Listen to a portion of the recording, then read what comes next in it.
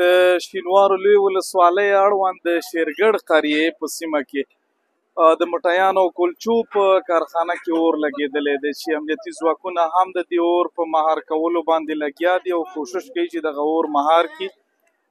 ګڼ شمېر مالي تاوان رسېدلی دی او دغه اور اوس هم جریان لري. امنیتي ځواکونه تاسو ګورئ باقاعده لګیا دي او د دې اور په مهار کولو کې د دې خلکو سره کوشش او همکاري کوي.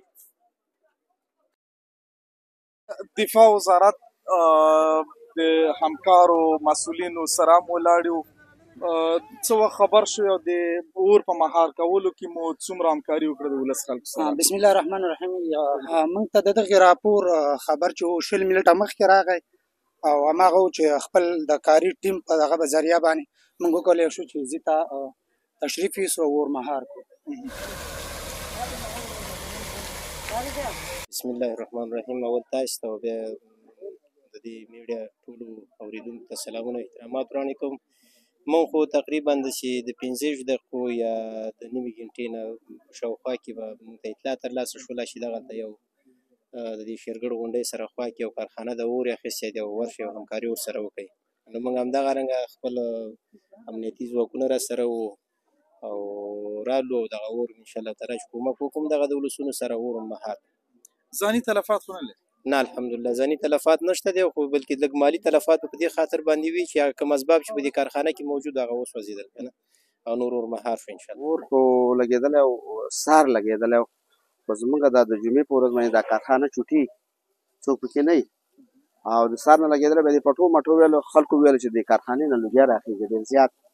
هغې نه بعد په کور زنانه خبرې شوې بیا خواران ډېر تکلیفي شوي مو د بوشکې نه راوړې خو هغو مړ نه کړ یعنې اور زیات شو. به دا ساحه یې غونډه وسېزله به دا سامانونه مامانونه دا مشینګرۍ او به دا هر څه یې وسېزله.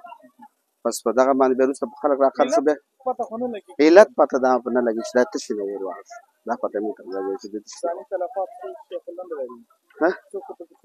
نه نه نه څوک پکې نه دي خو دا جمعې په ورځ باندې زموږ دا کارخانه چوټي جمعې په ورځ باندې چوټي ټوله د کانزې بیا به همداسې وخت کې خلک کار کوي چې نه خلک پکې به بیا هم دا کار نه کوي په دې کې خلک نه وو بس همداسې یو تشې نه اور ځپل شوی دی کارخانه ده بس دا خو د اور کار دی کار د اور دی بس په دې خاطر تقریبا څومره سرمایه‌ګزاري دلته کړې او څومره مالي تاوان اوښتی؟ سرمایه‌ګزاري خو هم ډېره زیاته کړې ده دا مشینګرۍ دی پکې ډېرې زیاتې مشینګرۍ لري دا ګورې دا ټول د منځه لاړه ډېرې زیاتې مشینګرۍ دی نو تقریبا دې کې داسې سامان شته دی چې هغه موږ ته اوس نه دی معلوم ځکه چې بوره او غوړي او دا خو ډېر زیات مشینګري ټول په دې ساحه کې پراته دي نو دا پته اوس موږ ته نه لګي چې دستي به اوس موږ څه دا څومره دغه وکړو چې مثال دومره سرمایه‌ګزاري موږ هلته کړې دا اوس دا پته اوس موږ ته ساتو.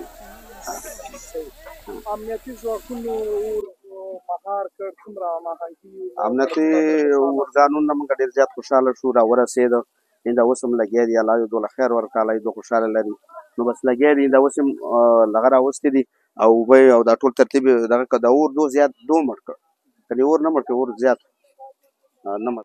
په شینوارو لویه ولسوالۍ کې د امنیتي ځواکونو له لوري یوه فابریکه کې اور لګېدنه داسې مهال کې مهار کېږي چې په ګڼ شمېر طبي پیښو کې هم امنیتي ځواکونو د ولس سره پوره همکاري کړې ده.